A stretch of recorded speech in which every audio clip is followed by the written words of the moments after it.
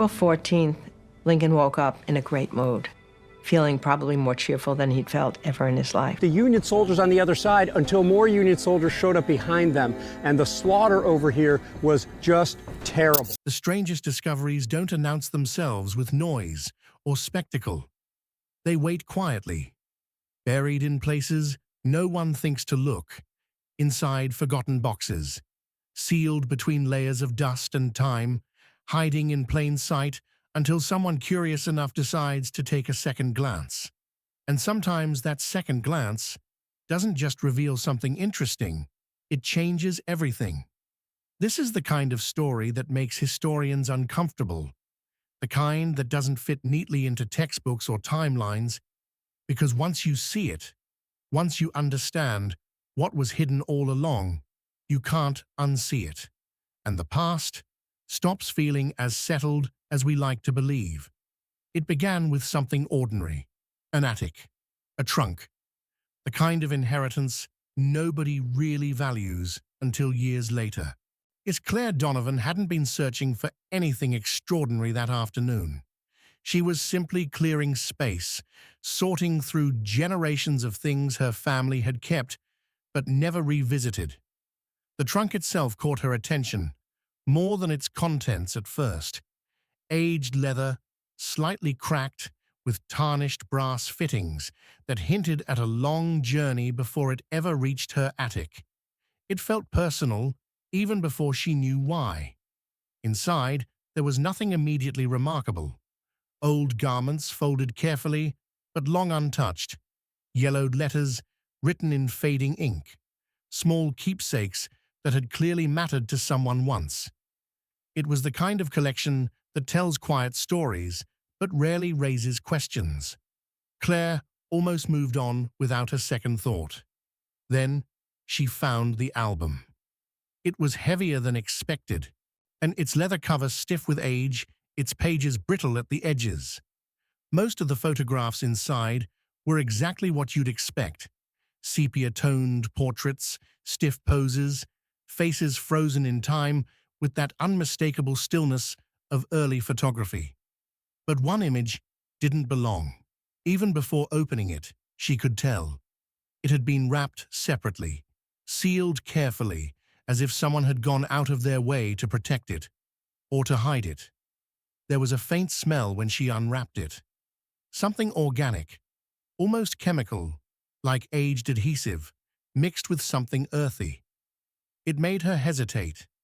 For reasons she couldn't explain, she didn't open it immediately. Instead, she set it aside, finished cleaning, and only returned to it when the house had gone quiet. When she finally unfolded the protective layer and saw what was inside, she stopped breathing. The image was unmistakable. Standing tall, slightly angled as if caught mid-thought, was Abraham Lincoln. Not an illustration, not a painting, a photograph. Beside him stood Ulysses S. Grant, along with several Union officers arranged in a composition that felt almost too deliberate to be accidental. Their posture was formal, but not rigid, like a moment paused rather than staged. But that wasn't what made her hands tremble. It was the color, not faded hints, not later additions. Real dimensional color, subtle but undeniable. The deep tones of uniforms, the texture of fabric, the faint shadows across faces. It looked like something that shouldn't exist, something decades ahead of its time. Claire didn't try to explain it. She didn't trust her own interpretation. Instead, she reached out to someone who might. That Professor George Kramer had spent nearly 2 decades studying Civil War photography. If anyone could confirm what she was seeing, or tell her she was mistaken, it was him. But when he arrived and examined the photograph, his reaction wasn't reassuring. It was worse. He didn't dismiss it. He didn't laugh it off as a forgery or a modern alteration. Instead, he leaned closer, studying the paper, the texture, the fine details most people would overlook. And then, almost reluctantly, he admitted something that shifted the entire situation. The materials were authentic. The photographic stock, the chemical traces, even the aging patterns, all pointed to the 1860s. That alone was extraordinary. But combined with the presence of natural color, it became something else entirely, something that shouldn't have been possible. Is Claire expected relief at that point? Validation, maybe even excitement. Instead, she felt something colder settle in. Because if it wasn't fake, then what was it? The photograph was taken to a lab where it could be analyzed without damage. Specialists examined it under controlled conditions, scanning layers invisible to the naked eye.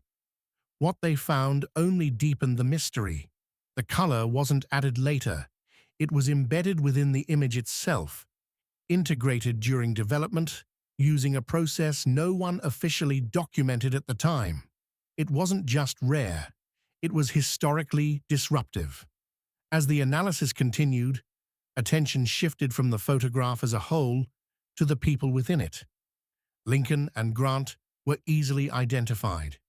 Others followed, their identities confirmed through comparison with known records.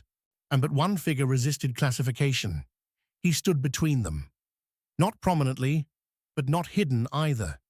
His posture was steady, his presence deliberate. And yet no official record placed him there.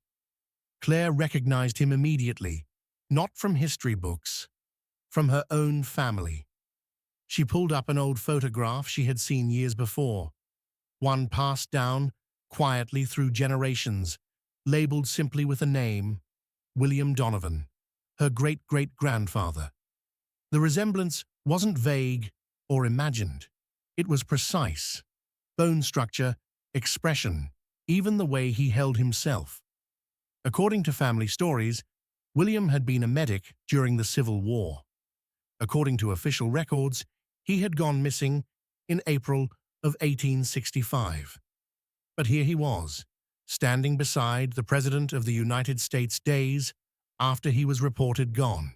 The discovery shifted from fascinating to unsettling. Further research uncovered fragments of information buried in obscure records. A brief note, a quiet reassignment. Nothing formal, nothing detailed, just enough to suggest that William Donovan had been moved out of his unit under unusual circumstances shortly before the war ended. Not promoted, not reassigned in any conventional sense, selected. The implications were difficult to ignore. Lincoln, in the final days of the war, had grown increasingly cautious. Trust was limited, information was controlled, and somewhere within that tension, a small, unofficial network appeared to exist. Individuals who operated outside the standard chain of command. The photograph seemed to confirm it. A closer inspection revealed something almost invisible at first glance. On Donovan's uniform, and partially obscured by the angle and folds of fabric, was a small, stitched marking. Not decorative, not standard military insignia, something else. 3 letters, P.E.C. No official documentation listed such a designation at the time.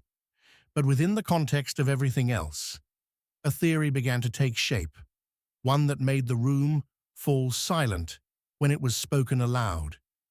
Presidential Escort Committee, not a formal organization, not something recorded in military archives, more like a contingency, a shadow presence. And Donovan had been part of it. But the most chilling detail wasn't the badge, it was what came next.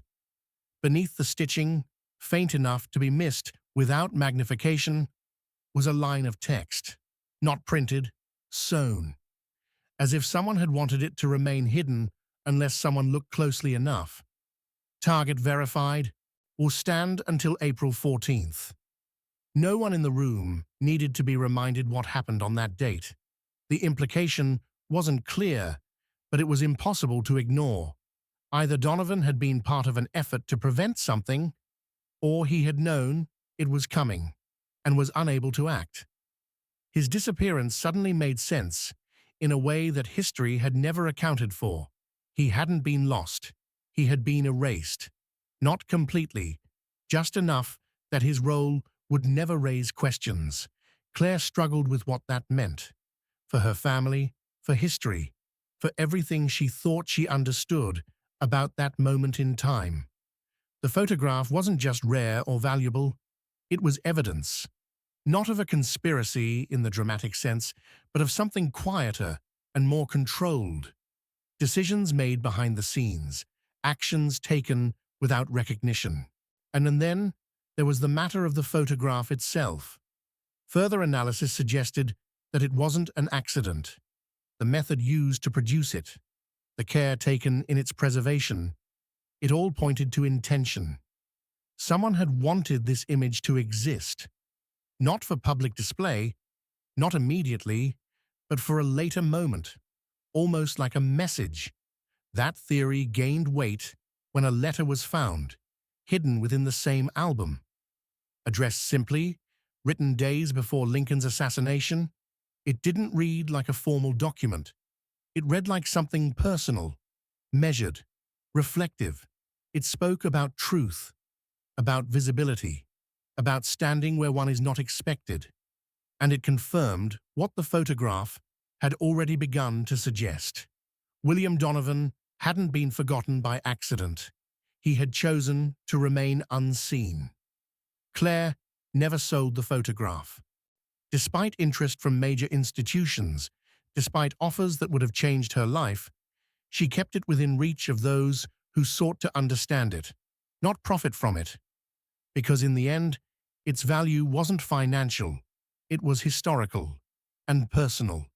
What began as a forgotten object in an attic became something far more significant, a reminder that history is not always complete, that sometimes the most important figures are the ones who never appear in official accounts.